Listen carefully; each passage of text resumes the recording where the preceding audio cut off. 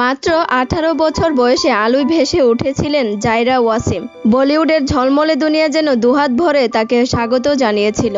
২০১৬ সাল ভারতীয় চলচ্চিত্র ইতিহাসে ঝড় তোলা সিনেমা দাঙ্গাল। কিশোরী গীতা ফোগাটের চরিত্রে তার উপস্থিতি ছিল দৃঢ়, সংযত অথচ বিস্ফোরক। প্রথম ছবিতেই জাতীয় চলচ্চিত্র পুরস্কার, এ যেন এক রূপকথার সূচনা। এরপর সিক্রেট সুপারস্টারে আবেগঘন অভিনয়, আর পাশে আমির খান। প্রশংসায় ভাসলেন তরুণী জায়রা। সবাই ভেবেছিল এ কেবল শুরু, সামনে অপেক্ষা করছে দীর্ঘ সাফল্যের পথ। কিন্তু খ্যাতির চূড়ায় দাঁড়িয়েই ২০১৯ সালে এলো বজ্রপাতের মতো ঘোষণা, অভিনয় ছাড়ছেন তিনি, কারণ তার ধর্মীয় বিশ্বাস। সোশ্যাল মিডিয়ায় লিখেছিলেন, এই পেশা ধীরে ধীরে তাকে তার ঈমান থেকে দূরে সরিয়ে নিচ্ছে।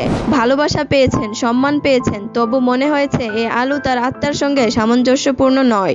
এক পোস্টেই থেমে গেল এক সম্ভাবনাময় ক্যারিয়ার। তারপর দীর্ঘ নীরবতা, ক্যামেরার ফ্ল্যাশ, রেড কার্পেট, প্রিমিয়ার সব ছেড়ে তিনি বেছে নিলেন আড়াল, নীরব, বিশ্বাসময় জীবন। ৬ বছর পর আবার আলোড়ন।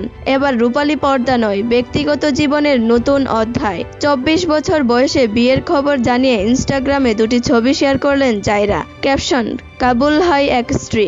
এক ছবিতে বিয়ের কাগজে স্বাক্ষর করছেন তিনি। মেহেদিরাঙা হাতে ঝলমল করছে হীরের আংটি, কিন্তু মুখ আড়ালে। স্বামীর পরিচয় গোপন। নীরবতার মধ্যেই যেন তার নতুন জীবনের ঘোষণা। রূপালী জগতের উজ্জ্বল আলো থেকে সরে গিয়ে তিনি বেছে নিয়েছেন অন্য এক আলো, বিশ্বাসের, ব্যক্তিগত শান্তির। জায়রা ওয়াসিমের গল্প তাই কেবল এক তারকার উত্থান পতনের নয়, এটি এক সাহসী সিদ্ধান্তের গল্প, যেখানে খ্যাতির চেয়ে বিশ্বাস বড় হয়ে ওঠে।